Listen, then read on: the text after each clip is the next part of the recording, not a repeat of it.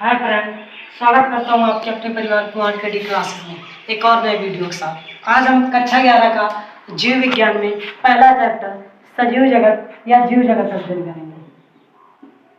जीव जगत, ठीक, सजीव जगत या जीव जगत। सबसे पहले हम लोग पढ़ेंगे क्या? सबसे पहले हम ये पढ़ेंगे कि सजीव क्या है। दूसरी चीज पढ़ेंगे कि जैव विविधता क्या है। तीसरी चीज पढ़ेंगे इसमें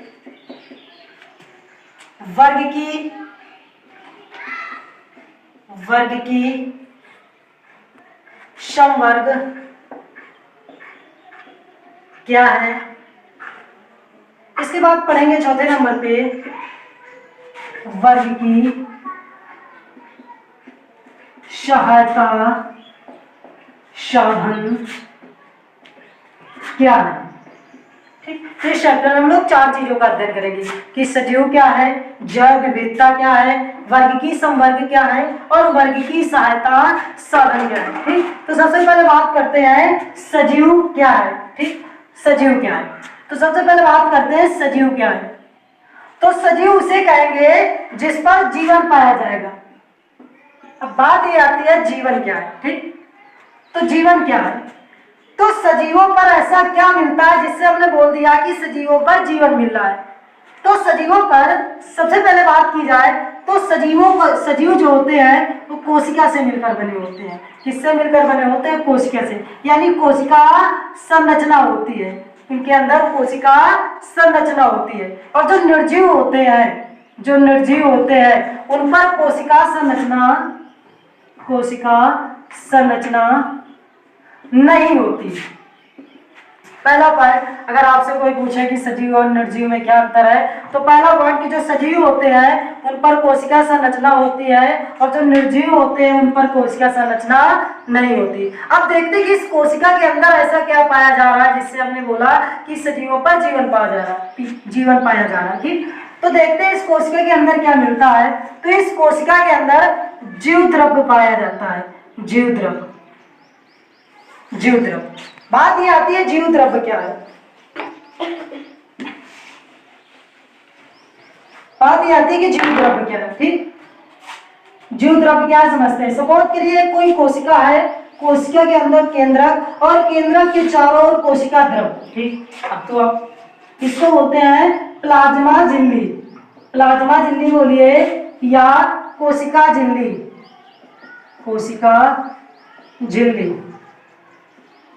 और ये होता है कोशिका द्रव्य, ये होता है केंद्रक। ये तीनों चीज मिलकर यानी प्लाज्मा झिल्ली, कोशिका द्रव्य और केंद्रक मिलकर कहलाते हैं जीव द्रव्य। ये तीनों चीजें मिलकर कहलाते हैं जीव द्रव्य।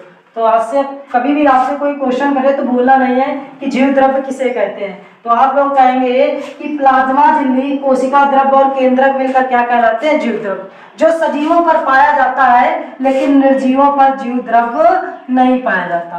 ठीक, अब इस जीव द्रव्य में ऐसा क्या मिलता है जिससे मैंने बोल दिया कि सजीवों पर जीवन पाया जा रहा है। तो तीसरा पॉइंट याद रखेंगे कि इस जीव द्रव्य पर होती है जैव रासायनिक क्रियाएं। अब इस जैव रासायनिक क्रियाओं में ऐसा क्या होता है जिससे मैंने बोल दिया जीवन मिल रहा है सजीवों पर। तो जो जैव रासायनिक क्रिया होती हैं इनको बोला जाता है उपापचय क्रियाएं। ठीक, अब ये उपापचय क्रियाएं क्या होते हैं ये समझते हैं। उपापचय क्रियाएं, ठीक, उपापचय क्रियाएं क्या होती हैं? देखिए, अगर हम 1 + 1 को जोड़े तो क्या होगा? 2 होगा। और इसी 2 को अगर मैं उल्टा कर दूं, क्या कर दूं? 1 + 1 तो क्या हो जाएगा? यानी एक चीज में तो मैं क्या कर रहा हूँ? जोड़ रहा हूँ किसी चीज को और दूसरे में क्या कर रहा हूँ? तोड़ रहा हूँ। और जिसमें जोड़ते हैं उसको बोलते हैं उपचय और जिसमें तोड़ते हैं उसको बोलते हैं अपचय। जिसमें जोड़ते हैं उसको बोलते हैं उपचय और जिसमें तोड़ते हैं अपचय। उपचय और अपचय, दो प्रकार की क्रियाएं होती हैं, एक उपचय और एक अपचय। अब उपचय क्या होता है, अपचय क्या होता है, इसका क्या उदाहरण है समझते हैं। सबसे पहले समझते हैं उपचय का उदाहरण। तो आप लोगों ने कक्षा 10वीं पढ़ा होगा, क्या पढ़ा होगा, प्रकाश संश्लेषण, इंग्लिश में बोलते हैं फोटोसिंथेसिस, प्रकाश संश्लेषण। ये प्रकाश संश्लेषण क्या होता है समझते हैं। जब 6 अणु कार्बन डाइऑक्साइड के और 12 अणु जल के सूर्य के प्रकाश की उपस्थिति पर, यानी HMU बोलते हैं, और क्लोरोफिल या बोले पर्णहरित क्लोरोफिल के साथ जब क्रिया करते हैं तो C6H12 और O6 प्लस 6O2 यानी गैस और फिर 6H2O यानी जल। कह सकते हैं कि ये कौन सी क्रिया है, प्रकाश संश्लेषण। अब देखिए हमने इसमें क्या किया कि दो छोटे छोटे अणुओं को जोड़कर एक बड़ा अणु तैयार किया, जैसे कार्बन डाइऑक्साइड, ये भी एक छोटा कार्बनिक पदार्थ है, और जल को हमने जोड़ा तो एक बड़ा कार्बनिक पदार्थ यानी ग्लूकोज का हमने निर्माण कर लिया। इट मीन्स ये क्या है, हम किसी चीज को जोड़ रहे हैं। और मैंने बताया कि जब किसी भी चीज को जोड़ते हैं तो उसको क्या बोलते हैं, उपचय। यानी अगर आपसे कोई पूछे कि उपचय का उदाहरण क्या है तो आप लोग बताएंगे प्रकाश संश्लेषण क्रिया। ठीक, अब अपचय का उदाहरण समझते हैं कि अपचय क्या होता है।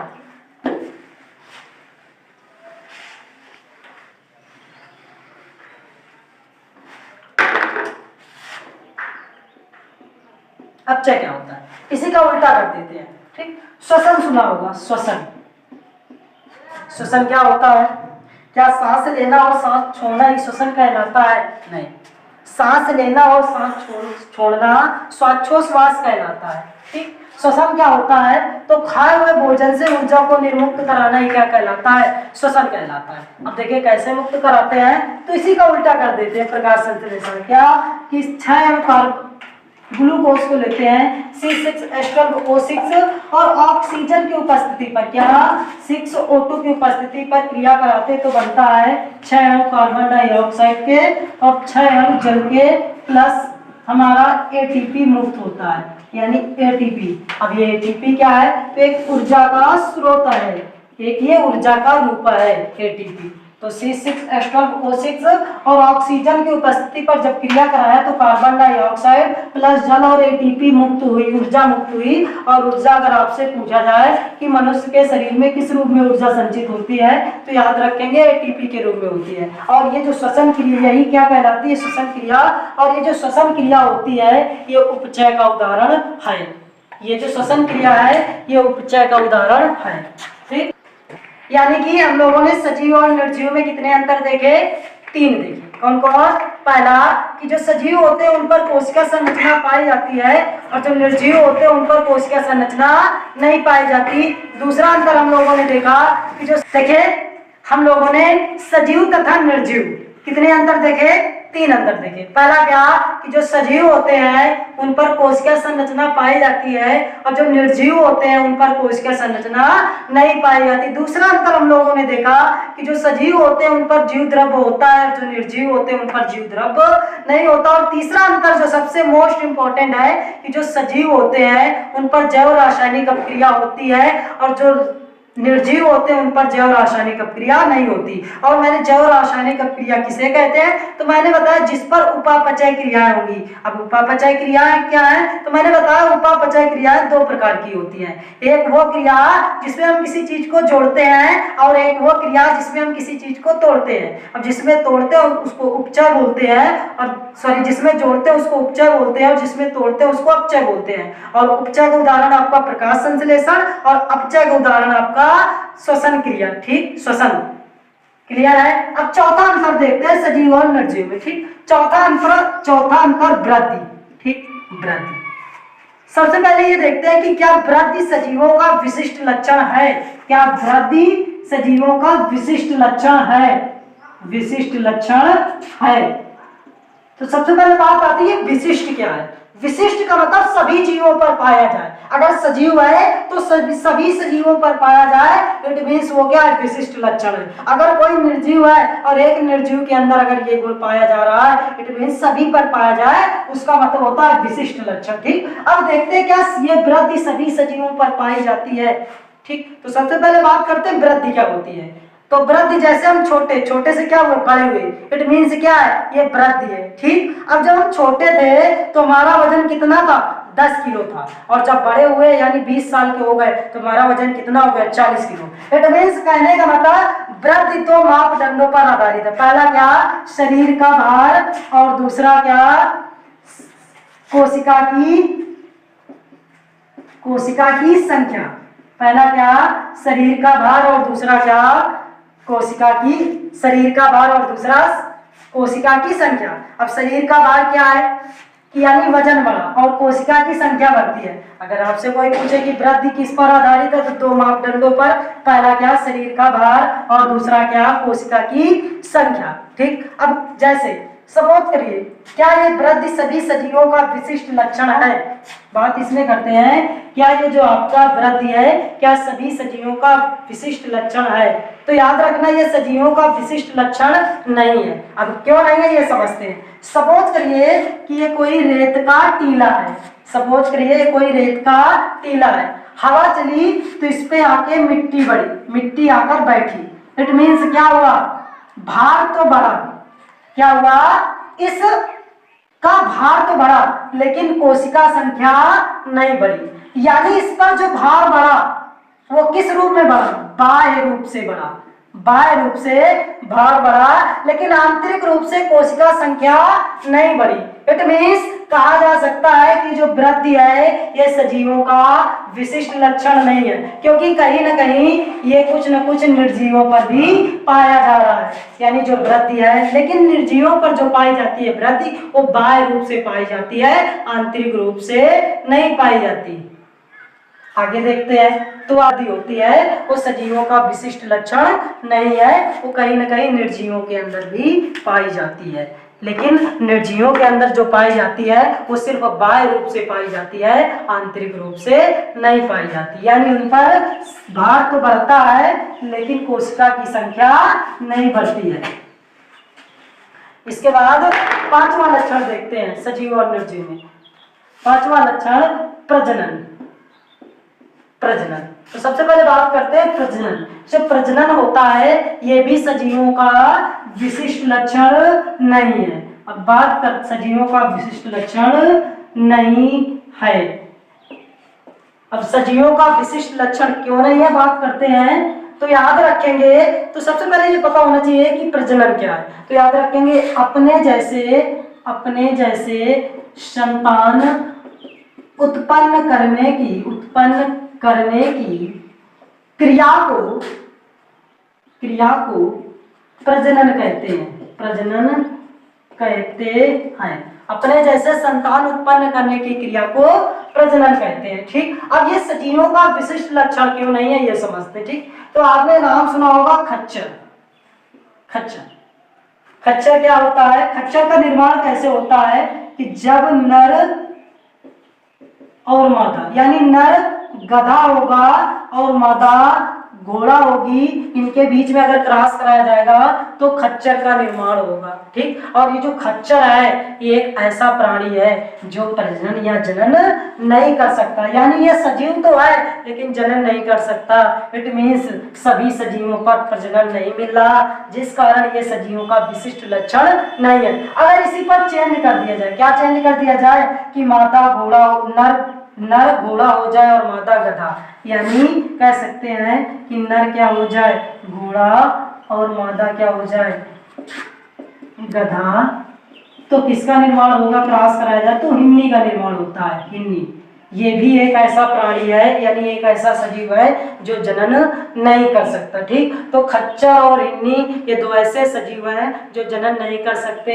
इसलिए जो है ये सजीवों का विशिष्ट लक्षण नहीं है। यानी प्रजनन सजीवों का विशिष्ट लक्षण नहीं है, कहीं ना कहीं ये सभी सजीवों पर नहीं मिल रहा। छठा क्या है, सजीव और निर्जीव में अंतर। तो छठा देखेंगे, संवेदन शीलता एवं अनुकूलन,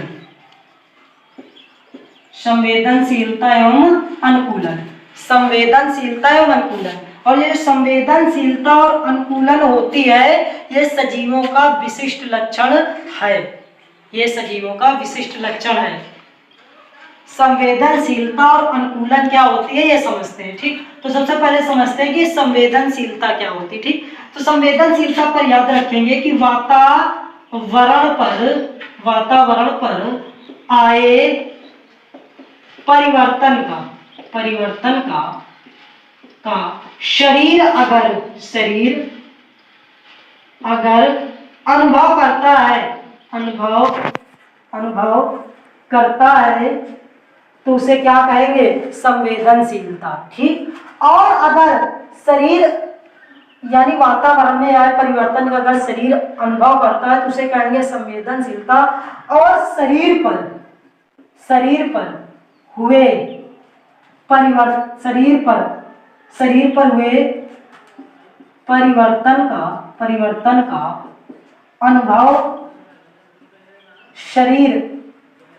अनुभव शरीर पर हुए परिवर्तन का अनुभव शरीर